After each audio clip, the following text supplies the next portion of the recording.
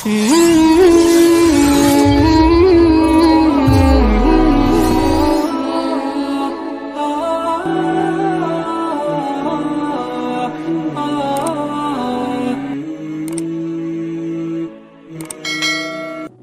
pertama yang didirikan di atas muka bumi, masjid. Bangunan pertama yang dibuat setelah pindah, masjid. Dan bangunan pertama yang mendatangkan barakah adalah masjid. Oleh sebab itu kalau kantor ingin berkah, komplek perkantoran, hendaklah yang pertama dibangun masjid. Oleh sebab itu sultan-sultan Melayu ketika mereka mulai menambatkan perahunya di sebuah pantai, yang pertama mereka dirikan adalah masjid. Hari ini kita melihat sejarah-sejarah, mana istana hancur, dipukul ombak, diempas gelombang, dimakan rayap, lekang karena panas, lapuk karena hujan. Tapi masjid masih tetap tegak berdiri. Ini pelajaran penting. Kalau kita mau kekal abadi, manusia akan mati dimakan cacing tanah, tapi yang kekal abadi adalah masjid. Menunjukkan orang Islam mesti kaya raya, karena yang bisa membangun masjid hanya orang kaya. Yang kaya dengan hartanya. Man bana masjidan, siapa yang membangun masjid, banallah mithlahu baitan fil jannah, maka Allah sudah membangunkan untuknya satu tempat dalam surga. Man bana masjidan, siapa yang membangun masjid dengan hartanya, titik piluh keringatnya, banallah mithlahu baitan fil jannah, dibangunkan untuknya satu tempat dalam surga. Tapi Allah adil. Bagaimana dengan orang miskin yang tak bisa membangun masjid?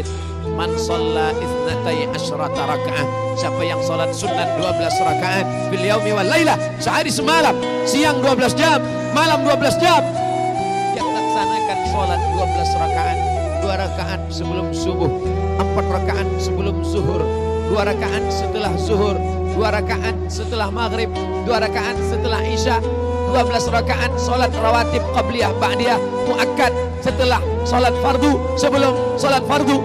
Banallah mithlahu baitan fil jannah, Allah juga membangunkan untuknya satu tempat dalam surga. Manusia mati, meninggalkan dunia, rumah yang besar diwarisi oleh anak-anak, diambil oleh istri, mungkin dia akan menikah dengan laki-laki yang lain. Berapa banyak orang membangun rumah tapi dia tak pernah menempati rumah itu.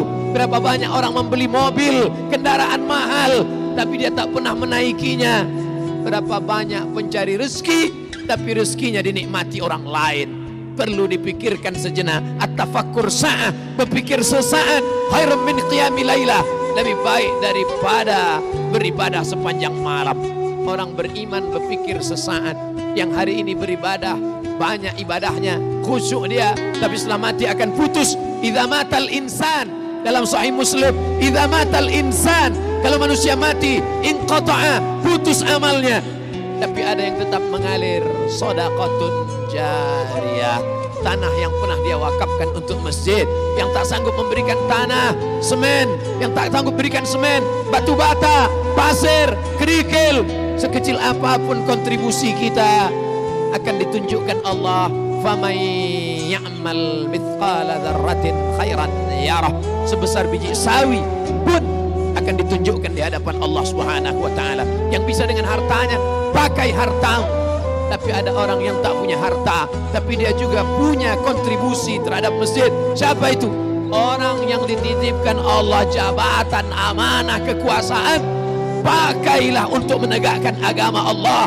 Agama Allah tidak perlu dibela, Allah tidak perlu ditolong. Huwal Aziz, Allah Maha Perkasa. Huwal Jabbar, Allah Maha Kuasa. Kita mendirikan masjid bukan untuk menolong Allah. Andai kita punya jabatan, tak pernah sekalipun dipakai untuk menolong Allah. Allah tidak perlu kita, Allah Maha Perkasa.